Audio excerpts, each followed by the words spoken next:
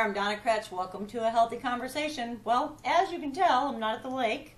I'm not at the Lima house with all the Christmas trees, if you've been watching these videos for a while. But what you're probably noticing more than ever is I'm also not with John. I'm sitting in my office. He's going to be back with us next week. I wanted to talk to you briefly this week alone because of what we shared with you last week. Last week we talked to you about how I've been given several different opinions from several different doctors about some issues that, issues that I was dealing with and some issues I didn't even know I was dealing with. And several different doctors were giving us input like, we're shocked you're even still alive, Donna, to you're the healthiest person I've ever had in my office, Donna. Now that's pretty broad. And as John and I were sitting talking about this, I said people don't know what to believe. I mean, again, 7 different doctors saying 7 different things. And what I came up with is, you know what, you need to believe your body. You need to believe your body. Now, last week we told you needed to be your own doctor. And what we meant by that was you needed to know how to ask questions, how to do research, and we're going to be talking more about that. But believe your own body means pay attention.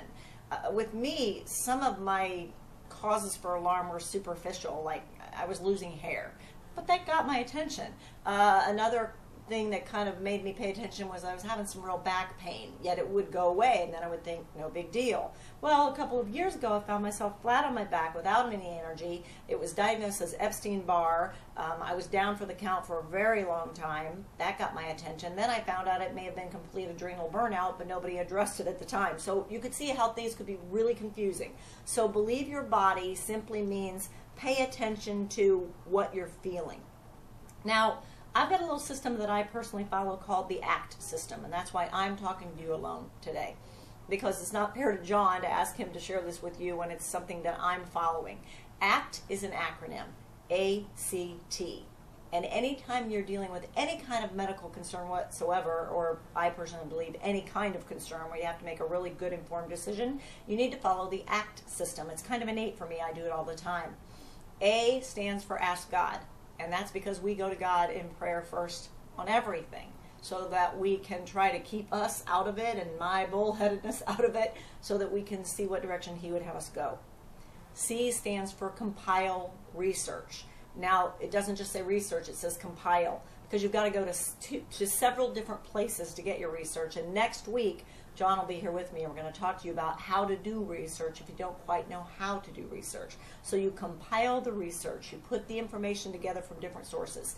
And T stands for take action. Don't just pray about it and ask God. Don't just compile research, but now take action.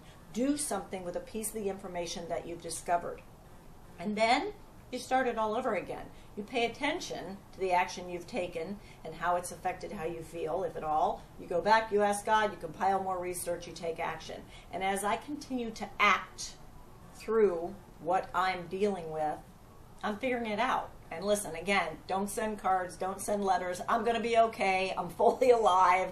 We're figuring this out. Our confusion has simply been because we've gotten lots of different opinions from lots of different people. And I know that may be happening to you or someone you love as well. So act.